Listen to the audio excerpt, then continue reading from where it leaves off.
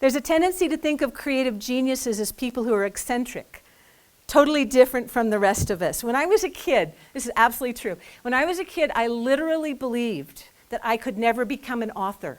Never.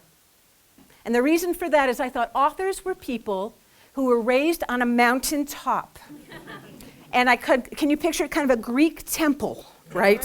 Where they were fed a special food, where they sat around all day thinking the great thoughts, until a lightning bolt of inspiration struck them, and then they would run to their canvas or paper with one of those feather pens, right? And that it would all rush out from the end of their pen in perfect order, right the first time, under the strike of imagination, right? So I had this idea that that was how it worked.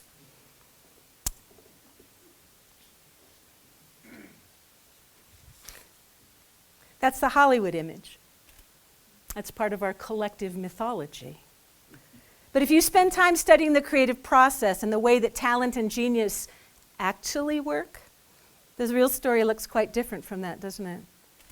You're creative artists, you understand the long hours, the lonely nights, the years that are spent perfecting your craft, the hard time pressing through when discouragement crashes in. You understand how very ordinary the exercise of those gifts can be. It's hard work, it's persistence, it's small steps.